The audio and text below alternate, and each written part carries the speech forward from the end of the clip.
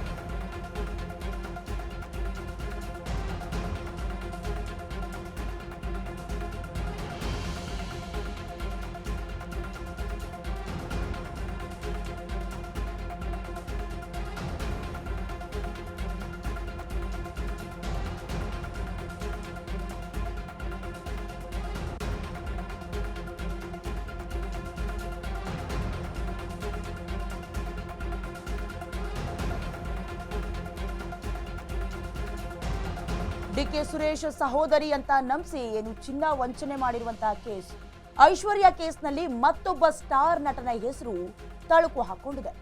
ಐಶ್ವರ್ಯಗೆ ಆ ಸ್ಟಾರ್ ನಟನನ್ನ ಭೇಟಿ ಮಾಡಿಸಿದ್ದೆ ಧರ್ಮನ. ಹಾಗಾದ್ರೆ 5 ಕಾರುಗಳನ್ನ ಸಿನಿಮಾ ಚಿತ್ರೀಕರಣಕ್ಕೆ ಕೂಡ ಐಶ್ವರ್ಯ ನೀಡಿದ್ರು. ಕಾರನ್ನ ಕೊಟ್ಟು ನಟನ ಜೊತೆ ಸ್ನೇಹವನ್ನ ಹೆಚ್ಚಿಸಿಕೊಂಡಿದ್ರು ಐಶು. ನಟನಿಗೆ ಸಿನಿಮಾ ಮಾಡ್ತೀನಿ ಅಂತ ರೀಲ್ ಬಿಟ್ಟಿದ್ರು ಬಂಗಾರಿ. ಒಟ್ಟಾರೆಯಾಗಿ ಐಶ್ವರ್ಯ ಅವರ ಕೇಸ್ ಬಗೆದಷ್ಟು ಬಯಲಾಗ್ತಾ ಇದೆ. ದಿನಕ್ಕೊಂದು ಮಗದೊಂದು ಕೇಸ್ಗಳು ಬಯಲಾಗ್ತಾನೆ ಇದೆ. ಈಗ ಹೆಸರಾಂತ ನಟನೊಬ್ಬರ ಸ್ನೇಹ ಮಾಡಿಕೊಂಡು ನಿಮ್ಗೆ ಹೊಸ ಸಿನಿಮಾ ಮಾಡ್ತೀನಿ ಅಂತ ನಂಬಿಸಿ ವಂಚನೆ ಮಾಡಿದ್ದಾರೆ ಅಂತ ಕೂಡ ಹೇಳಲಾಗ್ತಾ ಇದೆ. ಜೊತೆಗೆ ಆ ನಟ ಯಾರು ಎಲ್ಲವೂ ಕೂಡ ಗೊತ್ತಾಗಬೇಕಾಗಿದೆ. ಆದ್ರೆ ಆ ನಟನ ಜೊತೆ ಹೇಗೆ ಸ್ನೇಹ ಮಾಡ್ಕೊಂಡಿದ್ದಾರೆ ಅಂತ ನೋಡೋದಾದ್ರೆ, ಕಾರುಗಳನ್ನ ಕೊಟ್ಟು ಫ್ರೆಂಡ್ಶಿಪ್ ಮಾಡ್ಕೊಂಡಿದ್ರಂತೆ. ಇನ್ನು ಐಶ್ವರ್ಯ ಬರ್ತ್ಡೇ ಸೆಲೆಬ್ರೇಷನ್ ನಲ್ಲಿ ಕೂಡ ಆ ಸ್ಟಾರ್ ನಟ ಭಾಗಿಯಾಗಿದ್ರು. ಬರ್ತ್ಡೇ ಪಾರ್ಟಿ ಆಯೋಜನೆ ಮಾಡಿ ಟ್ರೀಟ್ ಬೇರೆ ಕೊಡಿಸಿದ್ರಂತೆ ಐಶ್ವರ್ಯ. ಇನ್ನು ಕೋಟಿ ಖರ್ಚು ಮಾಡಿ ಪಾರ್ಟಿ ಮಾಡಿದ್ಲಂತೆ ಐಶ್ವರ್ಯ ಗೌಡ ಅಂತ ಕೂಡ ಹೇಳಲಾಗ್ತಾ ಇದೆ. ಐಶ್ವರ್ಯ ವಂಚನೆ ಕೇಸ್ನಲ್ಲಿ ಆ ನಟನಿಗೂ ಕೂಡ ನೋಟಿಸ್ ನೀಡುವ ಸಾಧ್ಯತೆ ಇದೆ. ಹಲವು ನಟ ನಟಿಯರಿಗೂ ಕೂಡ ಪೊಲೀಸರಿಂದ ನೋಟಿಸ್ ಕೊಡುವ ಸಾಧ್ಯತೆ ಇದೆ. ಇನ್ನು ಹೆಚ್ಚಿನದಾಗಿ ಹೇಳ್ಬೇಕು ಅಂತ ಹೇಳಿದ್ರೆ, ಐಶ್ವರ್ಯದ ಬರ್ತ್ಡೇ ಇತ್ತು, ಅವ್ರ ಬರ್ತ್ಡೇ ಪಾರ್ಟಿ ಕೂಡ ಹೋಗಿದ್ದಾರೆ, ಜೊತೆಗೆ ಟ್ರೀಟ್ ಕೂಡ ಕೊಡಿಸಿದ್ದಾರೆ ಐಶ್ವರ್ಯ. ಇನ್ನು ಕೋಟಿ ಖರ್ಚು ಮಾಡಿ ಬರ್ತ್ಡೇ ಪಾರ್ಟಿಯನ್ನ ಮಾಡ್ಕೊಂಡಿದ್ದಾರೆ ಐಶ್ವರ್ಯ ಗೌಡ. ಇನ್ನು ಐಶ್ವರ್ಯ ವಂಚನೆ ಕೇಸ್ನಲ್ಲೂ ಕೂಡ ಆ ನಟನಿಗೆ ನೋಟಿಸ್ ಕೊಡುವ ಸಾಧ್ಯತೆ ಇದೆ. ಇನ್ನು ಈ ಬಗ್ಗೆ ಹೆಚ್ಚಿನ ಡೀಟೇಲ್ಸ್ ಅನ್ನ ಕೊಡ್ತಾರೆ ನಮ್ಮ ಪ್ರತಿನಿಧಿ ಶರತ್.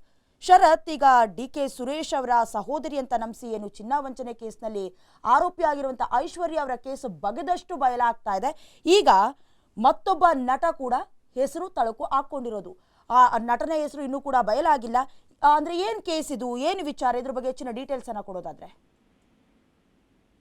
ಡಯಾನ, ಈ ಐಶ್ವರ್ಯ ಗೌಡ ವಂಚನೆ ಪ್ರಕರಣದಲ್ಲಿ ಆರಂಭದಲ್ಲಿ ಹಲವು ರಾಜಕಾರಣಿಗಳ ಹೆಸರುಗಳು ತಳುಕು ಹಾಕೊಳ್ಳೋದಕ್ಕೆ ಶುರುವಾಯಿತು. ರಾಜಕಾರಣಿಗಳು ಮಾತ್ರವಲ್ಲ, ಸಿನಿಮಾ ನಟರು ಕೂಡ ಈ ಪ್ರಕರಣದಿಂದ ಹೊರತಾಗಿಲ್ಲ ಅನ್ನೋದನ್ನ ಈಗ ಸಾಬೀತುಪಡಿಸಿದಂತೆ ಐಶ್ವರ್ಯ ಗೌಡ ಪ್ರಕರಣದಲ್ಲಿ ಕೆಲವೊಂದಿಷ್ಟು ನಟ ನಟಿಯರ ಹೆಸರು ಕೂಡ ತಳುಕು ಇರುವಂತದ್ದು.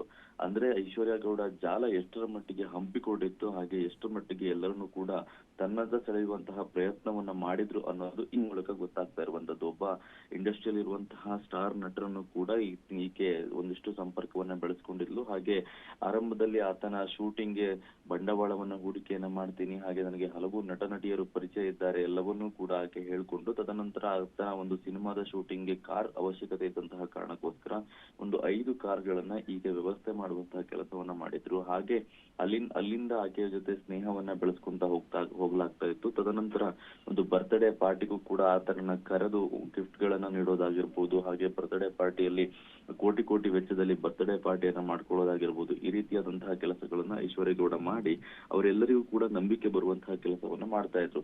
ಈ ಹಿಂದೆ ಹಲವು ಪೊಲೀಸ್ ಅಧಿಕಾರಿಗಳಾಗಿರ್ಬಹುದು, ರಾಜಕಾರಣಿಗಳಾಗಿರ್ಬಹುದು, ಎಲ್ಲರನ್ನೂ ಕೂಡ ಪಾರ್ಟಿ ಆಯೋಜನೆಯನ್ನ ಮಾಡಿ ಅವರೆಲ್ಲರನ್ನೂ ಕೂಡ ಕರೆದು ಎಲ್ಲರಿಗೂ ತನ್ನ ಬಿಸ್ನೆಸ್ ಪಾರ್ಟ್ನರ್ ಎನ್ನುವಂತಹ ರೀತಿಯಲ್ಲಿ ಪರಿಚಯವನ್ನ ಮಾಡಿಕೊಟ್ಟು ಆಕೆ ನಂಬಿಸುವಂತಹ ಕೆಲಸವನ್ನ ಮಾಡ್ತಾ ಇದ್ರು. ಎಲ್ಲರಿಗೂ ಕೂಡ ಹಲವು ರಾಜಕಾರಣಿಗಳ ಹೆಸರಾಗಿರ್ಬೋದು, ಈ ಹಿಂದೆ ಮಂಡ್ಯದಲ್ಲಿ ದಾಖಲಾದಂತಹ ಒಂದು ಪ್ರಕರಣ ಆಗಿರ್ಬೋದು, ಹಾಗೆ ಬೆಂಗಳೂರಿನ ದಾಖಲಾದಂತಹ 2 ಪ್ರಕರಣಗಳಾಗಿರ್ಬೋದು, ಎಲ್ಲದರಲ್ಲೂ ಕೂಡ ಈ ದೊಡ್ಡ ದೊಡ್ಡ ರಾಜಕಾರಣಿಗಳ ಹೆಸರಾಗಿರ್ಬೋದು, ಹಾಗೆ ಇನ್ನಿತರ ಸಮಾಜದಲ್ಲಿ ಪ್ರಭಾವಿತರಾಗಿರುವಂತಹ ಹೆಸರನ್ನ ಬಳಸಿಕೊಂಡು ಆಕೆ ವಂಚನೆಗೆ ಮುಂದಾಗ್ತಾ ಇದ್ಲು ಅನ್ನೋದು ಸದ್ಯಕ್ಕೆ ಬೆಳಕಿಗೆ ಬರ್ತಾ ಇರುವಂತದ್ದು. ಸದ್ಯ ಎಲ್ಲ ಪ್ರಕರಣಗಳಿಗೆ ಸಂಬಂಧಪಟ್ಟಂತೆ ಬ್ಯಾಟರಾಯನಪುರ ಎಸಿಪಿ ಭರತ್ ರೆಡ್ಡಿ ಅವರ ನೇತೃತ್ವದಲ್ಲಿ ತನಿಖೆಯು ಕೂಡ ನಡೀತಾ ಇರುವಂತದ್ದು.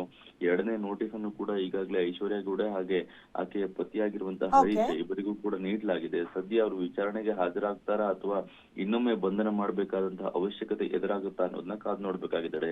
ಧನ್ಯವಾದಗಳು ಶರತ್ ಹೆಚ್ಚಿನ ಡೀಟೇಲ್ಸ್ಗೆ.